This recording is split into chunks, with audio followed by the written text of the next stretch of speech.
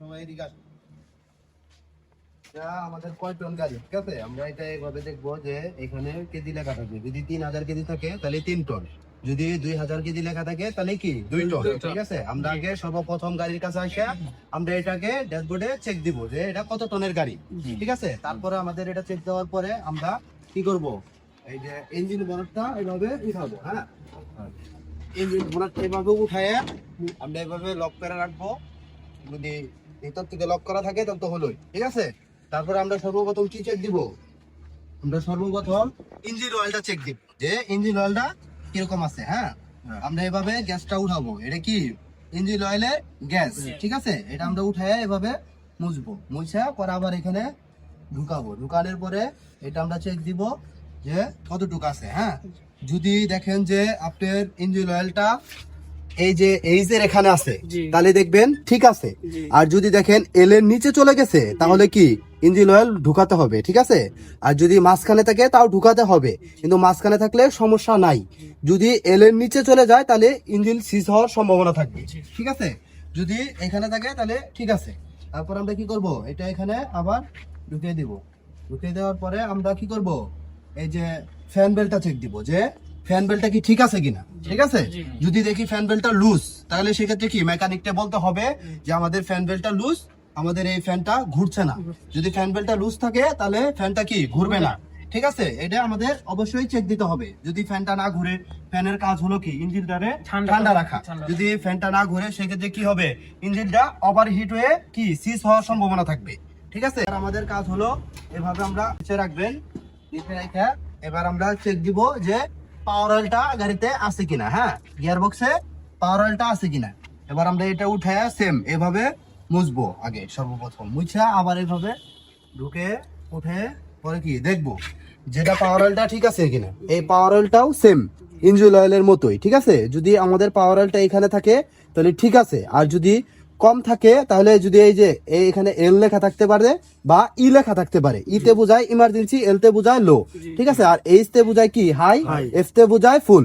যদি আমাদের ই এর নিচে চলে যায় তাহলে কি পাওয়ার অয়েল ঢুকাতে হবে, ঠিক আছে? আর যদি এখানে থাকে এইচ এর এখানে থাকে তাহলে ঠিক আছে, ঠিক আছে? এইভাবে আমরা এগুলা চেক করে নিব, ঠিক আছে? তারপর আমরা চেক করব যে আমাদের গাড়িতে ব্রেক অয়েলটা আছে কিনা। যদি দেখি ব্রেক অয়েল নাই, ঠিক আছে, তাহলে কি আমাদের ব্রেক অয়েলটা ঢুকাতে হবে, ঠিক আছে? আমাদের ব্রেক অয়েলের কাজ কি, ব্রেক অয়েলের কাজ হলো গাড়িটাকে ব্রেক করে রাখা। এটা আমাদের অবশ্যই চেক দিতে হবে। আমরা যদি এটা না চেক দিই, যদি ব্রেক অয়েল না থাকে তাহলে কিন্তু গাড়িটা ব্রেক হবে না। সেক্ষেত্রে কি হবে, অ্যাক্সিডেন্ট হওয়ার সম্ভাবনা থাকবে, ঠিক আছে? এটা আমাদের অবশ্যই চেক দিতে হবে। তারপর আমরা চেক দিব কাজ হলো এই যে হাইড্রোলিক অয়েল, ঠিক আছে? হাইড্রোলিক অয়েলটা এরকম চেক দিতে হবে, ঠিক আছে? এরকম হাইড্রোলিক অয়েলটা উঠায়া গ্যাসটা উঠায়া আমরা কি মুছা দিব। মুছা দিয়ে এটা আমরা দেখবো, ঠিক আছে? যদি এখানে 3টা দাঁড় থাকবে, ঠিক আছে, 3টা কাটা থাকবে।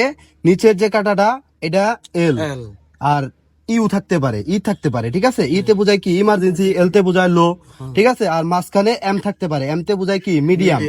আর উপরের যেটা থাকবে এফ বা এইচ থাকতে পারে। যদি এফ থাকে তাহলে ফুল, ঠিক আছে? এটা আমাদের হাইড্রোলিকটা কোথায় রাখতে হবে, হাইড্রোলিকটা রাখতে হবে আমাদের এফ এ বা এইচ এ। যদি এইচ থাকে তাহলে এইচ এ রাখতে হবে, এফ থাকলে এফ এ রাখতে হবে, ঠিক আছে?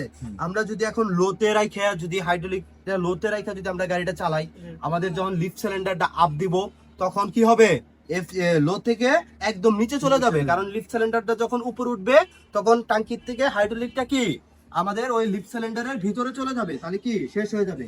আমাদের যে হাইড্রোলিক পাম্পটা আছে যেটার মাধ্যমে প্রেসার দিয়ে কি এগুলা আপ ডাউন হয়, সেটা কি মার খেয়ে যাবে, সিজ করবে, ঠিক আছে? সিজ হলে কি ওইটা কাজ করবে না। আর যদি আমরা ফুলে রেখে যদি আমরা কি গাড়িটা চালাই সেক্ষেত্রে কি যখন লিফট সিলিন্ডারটা উপরে উঠাবো তখন কি হবে, আমাদের মিডিয়ামে চলে যাবে। মিডিয়ামে চলে গেলে কি সমস্যা নাই, ঠিক আছে? আমাদের কোথায় রাখতে হবে হাইড্রোলিকটা, ফুলে রাখতে হবে। হ্যাঁ, আচ্ছা, এবার আমাদের ইঞ্জিনের ফাংশনটা মোটামুটি আমরা সবই কি জানলাম, ঠিক আছে? তারপরে আসেন ইঞ্জিনটা নামাই দিয়ে আমরা কি করব, এখন আমরা এই রেডিয়েটরের পানিটা চেক দিব যে রেডিয়েটরের পানিটা আছে কিনা, ঠিক আছে?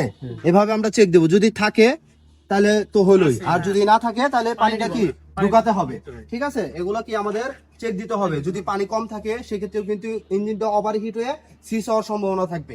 তাহলে আমাদের মোটামুটি কি চেক দেওয়া হয়ে গেছে, ঠিক আছে। আমরা যে জিনিসটা এখন এগুলা যে চেক দিলাম, এটারে কি চেক বলে? এটারে ভিজুয়াল চেক বলে, ঠিক আছে। স্টার্ট করার আগে আমরা যে সব জিনিস চেক দিব ওটাকে ভিজুয়াল চেক বলে, ঠিক আছে।